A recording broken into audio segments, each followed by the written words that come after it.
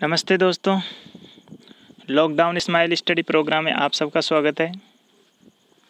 मेरे YouTube channel Mahesh lecture में आप सबका स्वागत है। आज हम अध्ययन करेंगे कक्षा 12 के भूगोल विषय के चैप्टर नंबर 6 का, जिसका नाम है विश्व मानव अधिवास।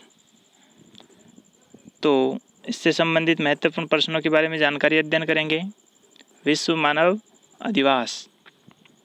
तो आइए देखते हैं पाठ्य पुस्तक के महत्वपूर्ण प्रश्न। पहला प्रश्न है कि मानव अधिवास के अनेक रूप हैं, निम्नलिखित में से आप किसे मानव अधिवास नहीं मानते हैं? तो ऑप्शन दे रखे हैं।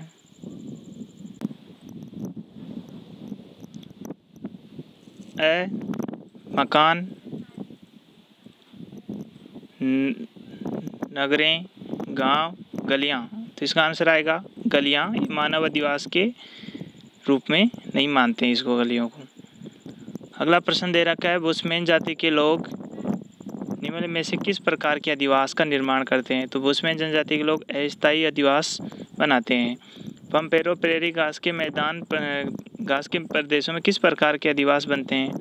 तो इसमें ऑप्शन दे रखा है मिश्रित, गुच्छित, प्रकीर्ण, सघन। तो इसका आंसर आएगा प्रकीर्ण। तो घास के मैदानों में किस प्रकार का प्रकीर्ण अधिवास बनता है? अगला प्रश्न दे रखा है, ग्रामीण क्षेत्रों में रेल मार्गों के सारे बस्ती का विकास किस अधिवास का प्रतिरूप बनता है? तो रेल मार्गों के सारे, जैसे कि ये रेल मार्ग है, तो इस रेल मार्ग के सारे यहाँ पर जो बस्तियों का निर्माण होता है, तो ये रेखीय बस्ती के रूप में जाना जाता है। तो इसका आंसर आएगा रेखीय प्रतिरूप। भारत में महानगर की संख्या का आकार है, तो इसका आंसर आएगा 10 लाख से अधिक वाली जनसंख्या वाले नगर को क्या कहते हैं? महानगर कहते हैं। आइए अगला प्रश्न देखते हैं। भारत में महानगरों की संख्या, ये प्रश्न रिपीट हो चुका है, 10 लाख से अधिक। अगला प्रश्न है, भारत में मेगालोपोलिस नगर श्रेणी में शामिल नहीं है। ऑप्शन में नहीं पूछ रहा है, तो मेगालोपोलिस नगर हैं, देखो कोलकाता भी है, दिल्ली भी है और चेन्नई भी है। जयपुर है, वो मेगालोपोलिस की श्रेणी में नहीं है। तो इसका आंसर आएगा जयपुर। एशिया की सबसे विशालतम स्लम बस्ती किस शहर में स्थित है? तो इसका आंसर आएगा एशिया की सबसे विशाल स्लम बस्ती मुंबई में। अगला प्रश्न दे रखा है, भारत में 2011 के अनुसार महानगरों की संख्या थी। तो इसका आंसर आएगा 53। तो ये आप ऑप्शन उत्तरमाला भी देख सकते हो नीचे। अब है अतिलघुत्रात्मक प्रश्न, मानव विकास की मूलभूत इकाई क्या है? तो मानव अधिवास की मूलभूत इकाई है आवास, मकान, घर, निवास स्थान। अधिवास की मूलभूत इकाई होते हैं आवास, मकान, घर, निवास। अगला प्रश्न है, मानव अधिवासों के निवास के आधार पर प्रकार बताइए। मानव अधिवास के निवास के आधार पर 2 प्रकार हैं, एक तो स्थायी अधिवास और दूसरा अस्थायी अधिवास। मानव अधिवास का महत्वपूर्ण उपयोग किस कार्य के लिए होता है? तो मानव अधिवास का उपयोग मानव निवास के लिए होता है। प्रकीर्ण अधिवास की विशेषता कौन सी है? तो प्रकीर्ण ऐसे अधिवास जिसके जो क्षेत्रीय हो और बिखरे होते हैं, आवास एक दूसरे से दूर दूर कृषि भूमि को छोड़कर बनाए जाते हैं। कृषि भूमि को छोड़ देते हैं और दूर दूर छितरे हुए, बिखरे हुए बनाते हैं, तो उसको क्या कहते हैं? प्रकीर्ण अधिवास कहते हैं।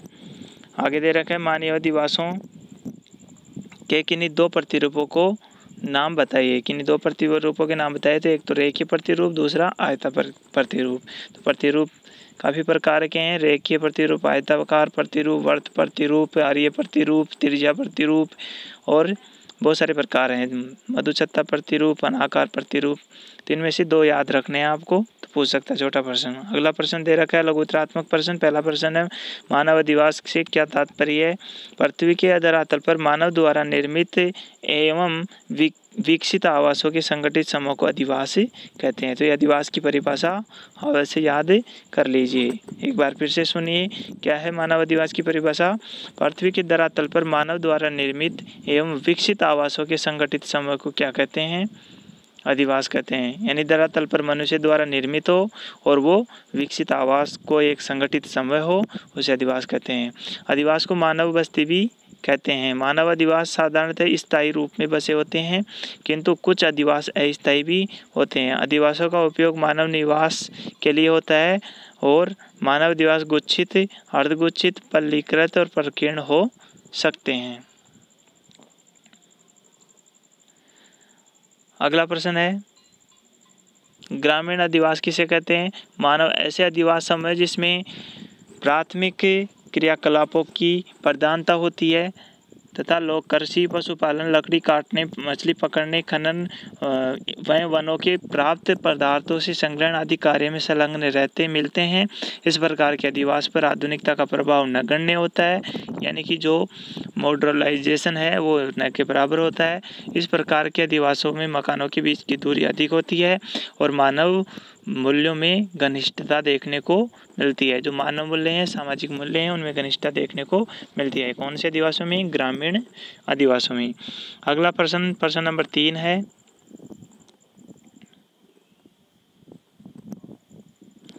ग्रामीण अधिवासों की 5 समस्या बताइए। तो ग्रामीण अधिवासों की समस्या आप सभी ग्रामीण क्षेत्रों से स्टूडेंट्स होते हैं वो आसानी से बता सकते हैं। शहरी क्षेत्रों के लिए थोड़ी सावधानी का सामना करना पड़ सकता है। तो देखिए, ग्रामीण अधिवासों की समस्या, पहली समस्या है आवागमन के साधनों का अभाव। यहाँ पर उच्च गति से चलने वाली रेल, हवाई सेवाएँ और बसें नहीं मिलती हैं। यहाँ आवागमन के साधनों का अभाव, कमी मिलती है। स्वच्छ पेयजल का अभाव रहता है, कमी मिलती है।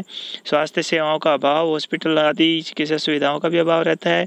विद्युत आपूर्ति का अभाव या कमी रहती है। लाइट समय पर नहीं आती है, बहुत कम आती है, ये भी समस्या है। रोजगार के अवसरों की कमी, शहरों में रोजगार मिलते हैं, गाँव में नहीं मिलते हैं। तो कुछ 5 समस्याएं अवश्य याद रखिएगा।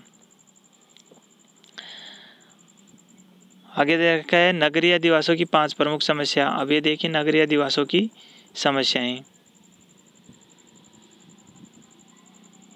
नगरीय अधिवासों की 5 समस्या। नगरीय अधिवासों की पहली समस्या देखिए, नगरीय जनसंख्या का अत्यधिक जनसंख्या घनत्व। यहाँ पर जनसंख्या कैसा रहता है? अत्यधिक। नगरीय क्षेत्रों में बढ़ते हुए नगरीकरण की प्रवृत्ति के कारण बाहरी क्षेत्रों से लोग नगरों में आने की जनसंख्या घनत्व अधिक बढ़ गया है। तो ये पहली समस्या हो गई। दूसरी समस्या देखिए, गंदी बस्तियों की उत्पत्ति और बाहरी क्षेत्रों से आने वाले लोगों को पर्याप्त मात्रा में आवास उपलब्ध नहीं होने और उच्च किराए के कारण गंदी बस्तियां उत्पन्न हो रही हैं। तीसरा देख रहे पर्यावरण प्रदूषण। नगरीय अधिवास से मानवीय संकुलन व उनकी क्रियाओं के कारण पर्यावरण प्रदूषण की समस्या से ग्रसित है। तो नगरों में पर्यावरण प्रदूषण बहुत अधिक देखने को मिलता है। चौथी समस्या है अपराधों का बढ़ता स्तर। तो नगरों में अपराध ज़्यादा बढ़ते हैं, नगरीय क्षेत्रों में पर्याप्त रोजगार नहीं मिल पाता है और शहरी चक्काचौंध से ग्रस्त होकर लोग आपराधिक प्रवृत्तियों की ओर अग्रसर हो रहे हैं। 5वीं और अंतिम समस्या है कि स्वास्थ्य व चिकित्सा सुविधाओं की कमी। अत्यधिक जनसंख्या के कारण शहरी क्षेत्रों में स्वास्थ्य एवं चिकित्सा सुविधाओं के स्तर में कमी आ रही है।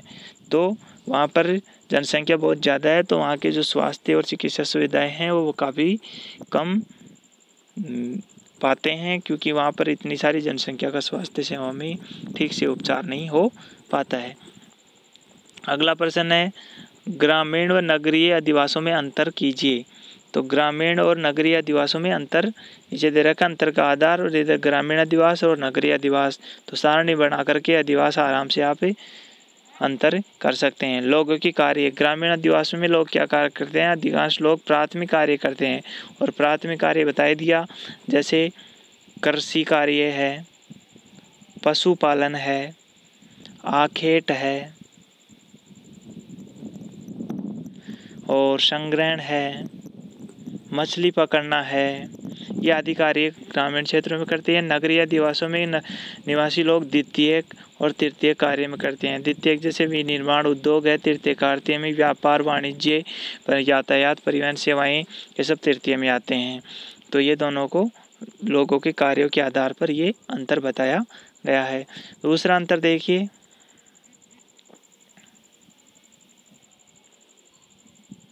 मकानों के बीच की दूरी। इस प्रकार के अधिवासों में, किस प्रकार के?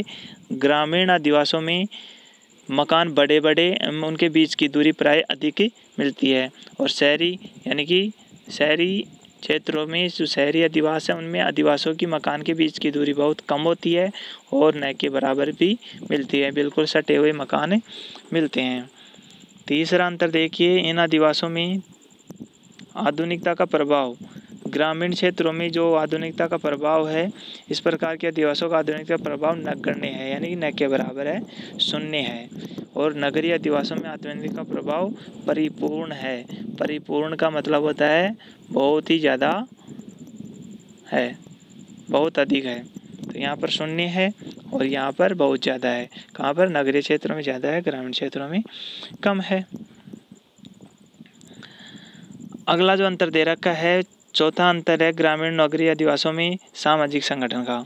तो ग्रामीण आदिवासियों में सामाजिक संगठन सुदृढ़ मिलता है, यानी जो आपसी भाईचारा है, मेल मिलाप है, आपसी जो एक दूसरे की समस्याओं को समझना और आपसी सहायता करना, ये ग्रामीण आदिवासियों में सुदृढ़ता से मिलता है, अधिक मिलता है, बहुत अच्छा रहता है, आपसी मेल जोल रहता है, एक दूसरे की मदद करते हैं। जबकि शहरी आदिवासियों में सामाजिक संगठन की स्थिति प्राय अभाव है, वहाँ किसी व्यक्ति से कोई मतलब नहीं होता है, एक दूसरे से सब अपना अपना काम करते हैं, तो वहाँ सामाजिक संगठन का अभाव मिलता है।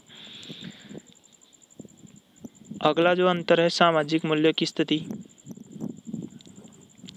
सामाजिक मूल्यों की स्थिति ग्रामीण आदिवासियों में सामाजिक मूल्यों की व्यक्तिगत मूल्यों के ऊपर रखता है, यानी कि जो व्यक्तिगत मूल्यों को से ऊपर रहता है सामाजिक मूल्य, यानी पहले समाज का हित देखते हैं और फिर खुद का अपना हित का कार्य करते हैं। जबकि नगरीय आदिवासियों में सामाजिक मूल्यों की तुलना में व्यक्तिगत मूल्यों को ऊपर रखा जाता है, यानी जो व्यक्तिगत हित ज़्यादा देखते हैं यहाँ के लोग, और यहाँ सामाजिक हित को बाद में देखते हैं। तो ये अंतर है, यहाँ सामाजिक हित सर्वोपरि है, यहाँ व्यक्तिगत हित सर्वोपरि है। अगला प्रश्न है निबंधात्मक प्रश्न। पहला प्रश्न निबंधात्मक का, मानव अधिवास का अर्थ बताते हुए उनके प्रतिरूपों का वर्णन कीजिए। तो मानव अधिवास का अर्थ आप पहले भी देख सकते हैं कि पृथ्वी के धरातल पर मानव द्वारा निर्मित विकसित आवासों के संगठित समूह को अधिवास कहते हैं। तो ये परिभाषा अवश्य याद कर लीजिए, मोस्ट है ये। मानवीय देशों को मानव बस्ती भी कहा जाता है। मानवीय अधिवास स्थायी और अस्थायी होते हैं। मानव अधिवास प्रतिरूप अधिवासों के बसाव की आकृति के आधार पर किए विभागों को अधिवास प्रतिरूप कहा जाता है।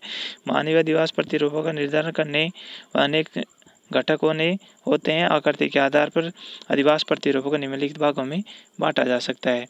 तो आकृति के आधार पर देखिए आप,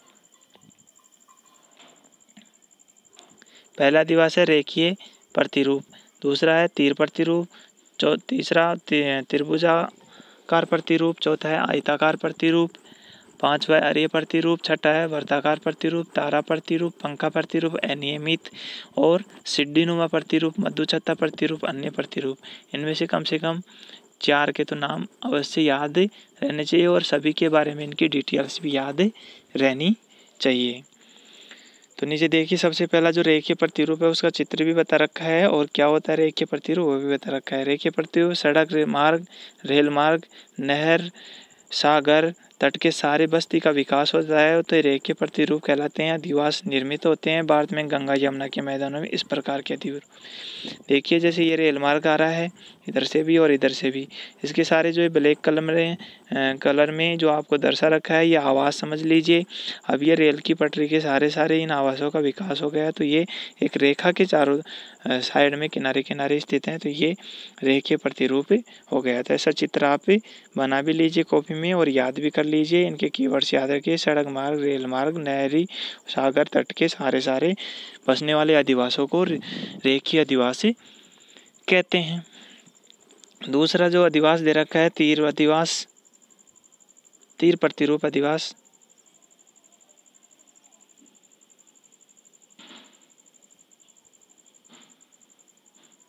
तीर प्रतिरूप किसी अंतरीप के शीर्ष पर नदी के विसर्प के सारे दोआब के बीच तीरनुमा अधिवास प्रतिरूप विकसित होता है। तो भारत के कन्याकुमारी, उड़ीसा के चिल्का झील तट पर इस प्रकार के अधिवास प्रतिरूप होते हैं। जैसे भारत की स्थिति है इस प्रकार से है, ठीक है। अब दक्षिण में यहाँ पर इसके सारे बसने वाले लोग कैसे आकृति बनाते हैं, ऐसी आकृति बनाते हैं जो तीर के समान दिखाई देती है। यहाँ से कोई सड़क आ गई, इसके सारे यहाँ पर अधिवासों का निर्माण हो गया, तो ये तीर प्रतिरूप कहलाता है।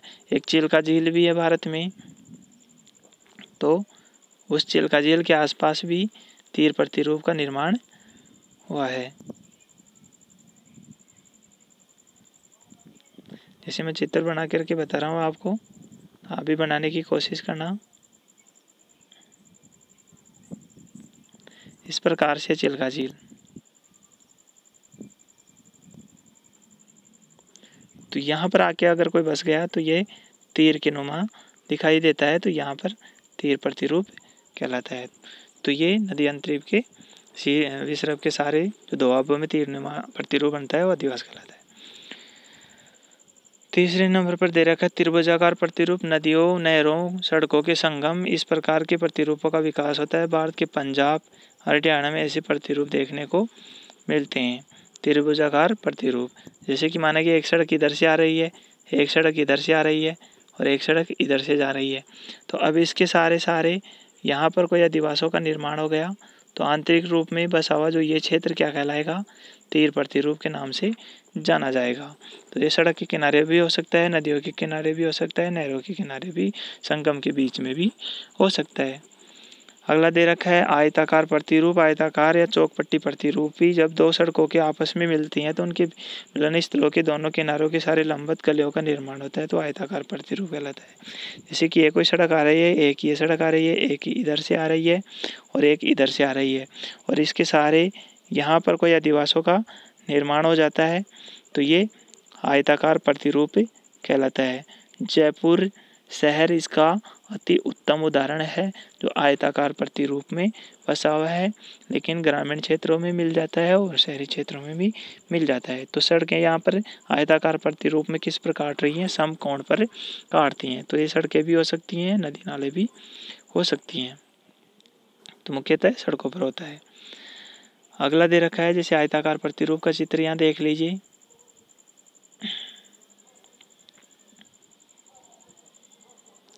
ये दे रखा आयताकार प्रतिरूप का चित्र, ठीक है। इधर से सड़क आ रही है, इधर से सड़क आ रही है और इसके दोनों इधर भी और इधर भी अधिवासों का निर्माण हो गया है। तो प्रतिरूप किस प्रकार का बन गया, आयताकार का।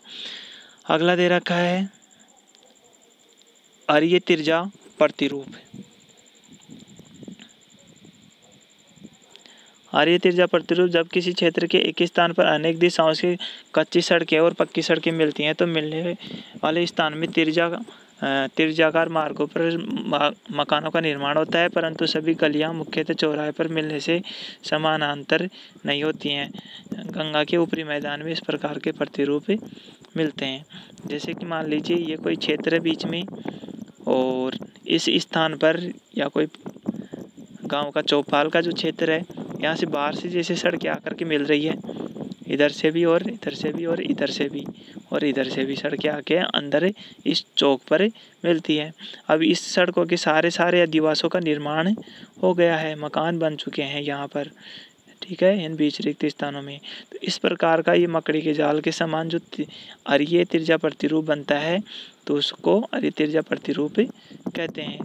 तो ये गलियां कहाँ पे आके मिल रही है, मुख्य चौराहे पर आकर के मिल रही हैं, तो यार ये प्रतिरूप हो गया। इसको अवश्य याद रखिए क्योंकि कई बार एग्जाम में ये पूछा जाता है। अगला प्रश्न है वर्ताकार प्रतिरूप। किसी झील, तालाब, कुएं और किले, धार्मिक स्थान, चौपाल के चारों ओर मकान बनने लग जाए तो निर्मित बस्ती का आकार किस प्रकार का हो जाता है, वर्ताकार। जैसे कि मान लीजिए ये कोई झील है, अब इसके सारे यहाँ पर अधिवासों का निर्माण होने लग गया है। यह कोई यहाँ पर कोई पहाड़ है या किला है, मंदिर है, मस्जिद है, इसके सारे चारों ओर आवासों का निर्माण हो गया है। तो ये किस प्रकार के अधिवासों का निर्माण होगा, वर्ताकार प्रतिरूपों का निर्माण होगा। यहाँ पर चित्र भी बना रखा है वर्ताकार प्रतिरूप और अर्धवर्ताकार। यहाँ पर झील है और झील के एक साइड में जो बांध की जो दीवार होती है उसके सारे इधर अधिवास का निर्माण हो गया है, तो ये अर्धवर्ताकार प्रतीत होता है। ये मार्ग है गांव में जाने के। यहाँ कोई बीच में गांव में किला है या मंदिर है या कोई भवन है या कोई कुआं है, उसके चारों तरफ इस प्रकार से अधिवासों का निर्माण हो जाता है, तो वो क्या किस प्रकार का अधिवास, वर्ताकार प्रतिरूप कहलाता है। अब अगला दे रखा है तारा प्रतिरूप। तारा प्रतिरूप प्रारंभ में आर्य प्रतिरूप के रूप में ही दिखाई देता है। आर्य प्रतिरूप बताया था ना उसी प्रकार, किंतु बाद में बाहर की ओर जाने वाली सड़कों के किनारे मकान बनने से क्या आकृति तारे जैसी दिखाई देती है। जैसे बाहर की ओर, यहाँ इस सड़कें बाहर की ओर जा रही हैं, जो बाहर की ओर जाएंगी और तो इनके पास अधिवासों का निर्माण होता चला जाएगा। ठीक है, बार बार निर्माण होता चला जाता है और ये एक तारे के समान ऐसे दिखाई पड़ता है। ठीक है, देखिए आपको इसमें बता दूं तारे के समान किस प्रकार दिखाई देता है। ये देखो स्टार बन जाता है एक स्टार। तो इस प्रकार ही तारे के समान दूर से प्रतीक दिखाई देता है, इसलिए तारा प्रतिरूप कहते हैं। अगला दे रखा है पंखा प्रतिरूप। पंख जब किसी क्षेत्र में केंद्रीय स्थल के चारों ओर मकान बनते हैं तो उसके बाद बस्ती का विकास सड़क के किनारे रेखीय प्रतिरूप में होता है, पंखा प्रतिरूप का विकसित होता है। जैसे मान लीजिए ये कोई सड़क जा रही है, इसके किनारे एक साइड में यहाँ पर कोई अधिवासों का निर्माण हो गया है, तो ये एक प्रकार से पंखा जो गर्मियों में हवा करने के काम आता है, उस प्रकार के पंखे की बात कर रहा है। ये छत पर लगा हुआ उस पंखे की बात नहीं कर रहा है, ये गर्मियों में हाथ से हवा करने वाले पंखे की बात कर रहा है। तो ये पंखे के समान दिखाई देता है। जैसे कि ये सड़क मार्ग है और इसके सारे एक दिशा में यहाँ पर अधिवासों का निर्माण हो गया है, तो पंखा प्रतिरूप का निर्माण हो जाता है। अगला प्रतिरूप है अनियमित प्रतिरूप। जब मानव अपनी सुविधा के अनुसार बिना किसी योजना के मकानों का निर्माण करता है तो आकार रहित अधिवास विकसित होते हैं। इसे इन्हें अनाकार प्रतिरूप भी कहते हैं। भारत में राजस्थान के 12 जिला है। 12 मेरी प्रथम कर्मभूमि 12 जिले के लिसाड़ी नामक इस गांव में इस प्रकार का प्रतिरूप दिखाई देता है। तो यह नियमित प्रतिरूप का उदाहरण अवश्य याद रखिए। 12 का कौन सा गांव? लिसाड़ी गांव। तो ये लिसाड़ी गांव अवश्य याद रखिए 12 जिले का। ठीक है, आइए आगे चलते हैं। 10 नंबर पर सीढ़ी नुमा प्रतिरूप। सीढ़ी नुमा प्रति इस प्रकार के अधिवास प्रतिरूप पर्वतीय ढालों पर विकसित होते हैं। हिमालय, रॉकीज, एंडीज पर्वतों के इस प्रकार के प्रतिरूप देखने को मिलते हैं। इस प्रकार के प्रतिरूप मकानों की पंक्तियां ढाल के अनुसार कई स्तरों में दिखाई देती हैं। जैसे कि ये देखिए ढाल के अनुसार इस प्रकार दिखाई दे रहा है और यहाँ पर आराम से अधिवास बना करके रह लेते हैं, क्योंकि जो पर्वत होते हैं वो सीधे खड़े होते हैं, तो उनमें ढलान वाले क्षेत्र को काट करके प्रतिरूप बनाया जाता है। आगे देखिए मधुछत्ता प्रतिरूप।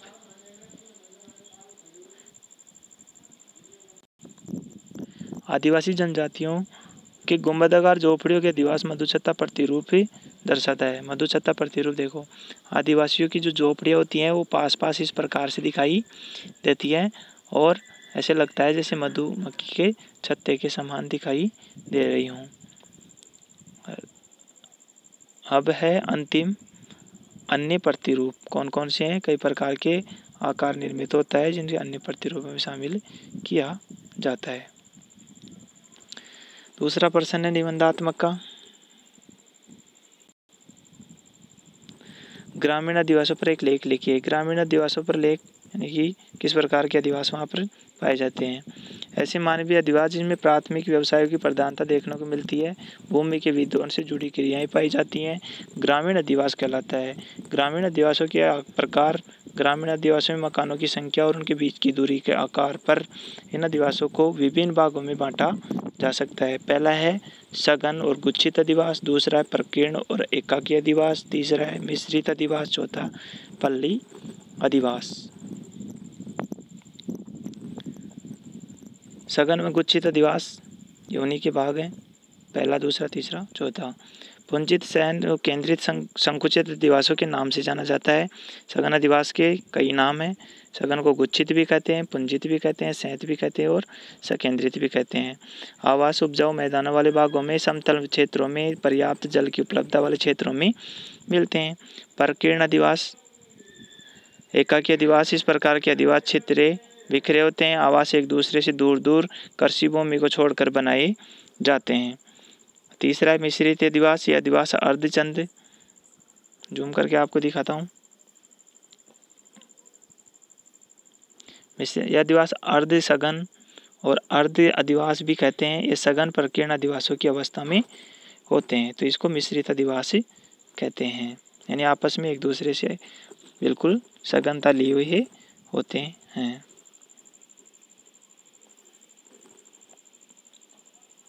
चौथा दे रखा है पल्ली या पुराना आदिवासी प्रकार के आदिवासी एक दूसरे से अलग किंतु एक ही बस्ती में बसे होते हैं। बस्ती के अलग अलग भागों में अलग अलग जातियों के लोग रहते हैं। अब है ग्रामीण आदिवासियों के प्रतिरूप। किस प्रकार के प्रतिरूप मिलते हैं? ग्रामीण आदिवास बसाव की आकृति व अनेक प्रतिरूपों को दर्शाते हैं, जिसमें रेखीय प्रतिरूप, अरे प्रतिरूप, वर्ताकार प्रतिरूप, आयताकार, त्रिभुजाकार, इनके नाम अवश्य याद रखिए, तीर प्रतिरूप और तारा प्रतिरूप, पंखा प्रतिरूप है, नियमित प्रतिरूप, सीढ़ीनुमा प्रतिरूप, मधुछत्ता प्रतिरूप, जो आपको पहले विस्तार से पिछले प्रश्न में बता चुके हैं। ये प्रतिरूप ग्रामीण आदिवासी में देखने को मिलते हैं। अब आगे देखिए ग्रामीण आदिवासियों की समस्याएं, जो पहले भी पढ़ चुके हैं आप। ग्रामीण आदिवासियों के आवागमन साधनों में कमी होती है, स्वच्छ पेयजल का अभाव होता है, स्वास्थ्य सेवाओं का अभाव होता है, विद्युत आपूर्ति का अभाव होता है, रोजगार के अवसरों की कमी होती है, सूचनाओं, तकनीकी और संचार साधन सुविधाओं की कमी होती है, उच्च तकनीकी शिक्षा संस्थानों का अभाव देखने को मिलता है। ऐसी समस्याएं बहुत ज़्यादा ग्रामीण क्षेत्रों में देखने को मिलती हैं। अंतिम प्रश्न है प्रश्न नंबर 3, निबंधात्मक का ही है। नगरीय अधिवासों के आधार पर उल्लेख कीजिए कि इनके प्रकारों का विस्तृत वर्णन भी कीजिए। नगरीय अधिवासों के वर्गीकरण के आधार पर नगरीय बस्तियों के वर्गीकरण के आधार पर जनसंख्या के आकार, मानव व्यवसाय, प्रशासनिक ढांचे, आवश्यक दशाओं के शामिल किया जाता है। नगरीय अधिवासों के प्रकार, ग्रामीण अधिवासों के अनेक आकार, उपलब्ध सुविधाएं संपादित किए जाते हैं। जनसंख्या के आकार निम्न बांटा है। जैसे जनसंख्या के आधार पर सबसे छोटा है जो नगर, फिर उससे बड़ा महानगर, उससे बड़ा है सन्नगर और सबसे बड़े को वृहत नगर कहते हैं। इनको किस प्रकार वर्गीकृत किया जाता है, नीचे देखिए। नगर किसे कहते हैं? सबसे पहले देखिए, नगर कहते हैं ऐसे 1 लाख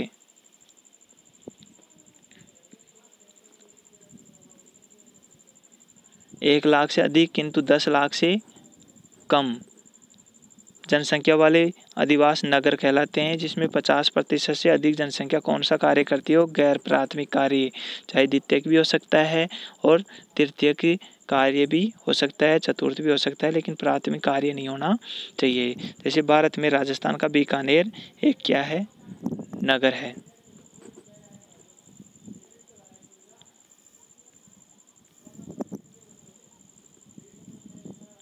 महानगर किसे कहते हैं? 10 लाख से अधिक, कितने से? 10 लाख से अधिक संख्या वाले नगरों को महानगर कहा जाता है। ये औद्योगिक, व्यापारिक, प्रशासनिक, शैक्षणिक गतिविधियों के केंद्र होते हैं। भारत में जयपुर, जोधपुर,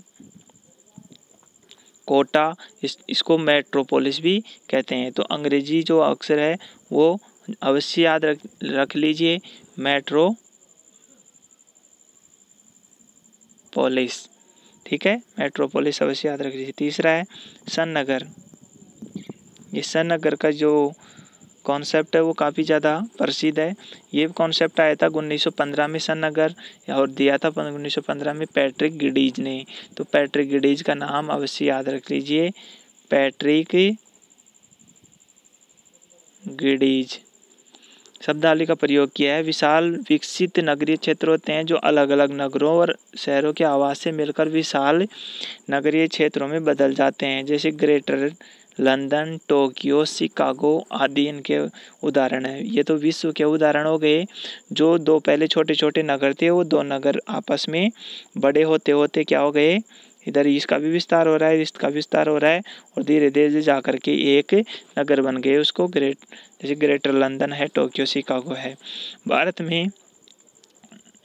में देखिए इनके उदाहरण। भारत में इसके उदाहरण हैं ग्वालियर, लश्कर मुरार, दिल्ली गुड़गांव, दिल्ली नोएडा। ये नगर हैं तो अलग अलग, लेकिन इनका विस्तार होते जा रहा है और ये आपस में एक दूसरे से सटे होते जा रहे हैं, इसलिए इनको सन्नगर के अंतर्गत रखा जाता है। चौथा और अंतिम प्रकार है वृहत नगर, अंग्रेजी के मेगालोपोलिस। देखो जुमा नगर को मेट्रोपोलिस कहते हैं, वृत नगर को मेगालोपोलिस कहते हैं, जिसका अर्थ होता है विशाल नगर। प्रयोग सन 1857 में किया था जीन गोटमैन ने, 1915 में किया था पैट्रिक गिडीज ने। सन नगर नामक शब्दावली दी थी, और वृत नगर जिसको मेगालोपोलिस शब्दावली किसने दिया? जीन गोटमैन ने। तो ये जीन गोटमैन को अवश्य याद रखिए, जीन गोटमैन 1857 में दिया था, जब 1857 क्रांति हुई थी उस समय की बात है। अत्यंत बड़े नगर होते हैं जिनका आकार कितना होता है? 50 लाख से अधिक होता है। इन नगरों को विश्व नगरी भी कहते हैं। Greater London, Tokyo, Paris, New York, Moscow, Beijing, Kolkata, Mumbai, Delhi, Chennai आदि ये नगर हैं जिनको आप कॉपी में लिख लीजिए और याद कर लीजिए। चौथा और अंतिम प्रश्न है निबंधात्मक का, आइए देखते हैं। चौथा और अंतिम प्रश्न, मानव उद्देश्यों के प्रकार प्रतिरूप में अंतर स्पष्ट कीजिए।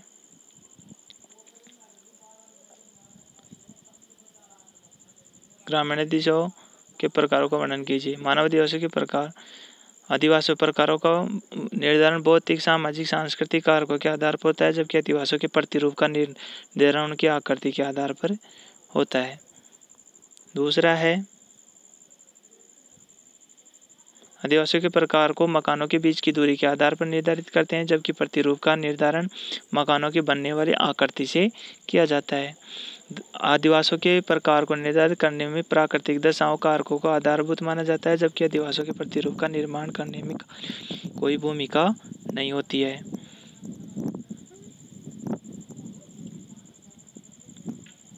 ग्रामीण आदिवासियों के प्रकार, ग्रामीण आदिवासियों में भौतिक, सामाजिक, सांस्कृतिक कारकों सुरक्षा के आधार पर निर्मित किया जाता है। जैसे ग्रामीण क्षेत्रों में सघन, गुच्छित अधिवास, प्रकीर्ण अधिवास जिसको एकाकी अधिवास भी कहते हैं, मिश्रित अधिवास, पल्ली अधिवास। सघन व गुच्छित अधिवास, इन आदिवासियों में पुंजित शयन से केंद्रीय संकुलित नामों से जाना जाता है। ये नाम अवश्य याद रख ली, कोई सा भी नाम पूछ सकता है एग्जाम में। सघन ग्रामीण अधिवास उपजाऊ मैदानों वाले भागों में, समतल पर्याप्त जल उपलब्ध वाले क्षेत्रों में विकसित होते हैं। इनमें आवास गृह पास होते हैं और संपूर्ण गांव सघन बसा होता है। आसान पहुंच के लिए इनके स्थान पर सड़कों का निर्माण होता है। आवासों के साथ साथ विद्यालय और सामाजिक धार्मिक स्थल भी बने होते हैं। प्रकीर्ण एकाकी अधिवास, इस प्रकार के अधिवास क्षेत्र बिखरे होते हैं, एक दूसरे से दूर दूर छोड़कर होते हैं। मिश्रित अधिवासी नवआदिवासियों के सघन, अर्धसघन के अर्ध केंद्रित अधिवास भी कहा जाता है। सघन प्रकीर्ण अधिवासियों के बीच की अवस्था होती है, जो सामान्यतः किसी परिवार की संख्या में वृद्धि होने से आवासों की संख्या बढ़ने का कारण उत्पन्न होता है। जैसे जैसे जनसंख्या बढ़ती जाएगी, आवास भी बढ़ते जाएंगे, अधिवास भी बढ़ते जाएंगे। इनकी उत्पत्ति पर्यावरणीय कारणों के स्थान पर पारिवारिक कारणों से अधिक होती है। पल्ली आदिवासी, इस प्रकार के अधिवासों के एक दूसरे से अलग किंतु बस्ती में बसे होते हैं। इस प्रकार के सबका नाम एक रहता है। बस्ती के अलग अलग भागों में अलग अलग जातियों के लोग निवास करते हैं। तो इस प्रकार ये अंतिम प्रश्न हुआ, जिसमें आप इसको आदिवासियों के, ग्रामीण आदिवासियों के प्रकारों को अवश्य याद रखिए। और इस में अगर लेसन में, इस अध्याय में, इस वीडियो में कोई भी त्रुटि हो तो अवश्य कमेंट्स बॉक्स में बताइए। इस वीडियो को लाइक करें, शेयर करें, सब्सक्राइब भी करें, और जितना ज़्यादा आप कमेंट्स देकर हौसला बढ़ाओगे, मेरा हौसला उतना ही बढ़ता जाएगा। और आप इस लॉकडाउन पीरियड में घर पर रहिए, अपनों को सुरक्षित रखिए। Stay home, save life. Thank you very much. मिलते हैं अगले वीडियो में, तब तक के लिए नमस्कार।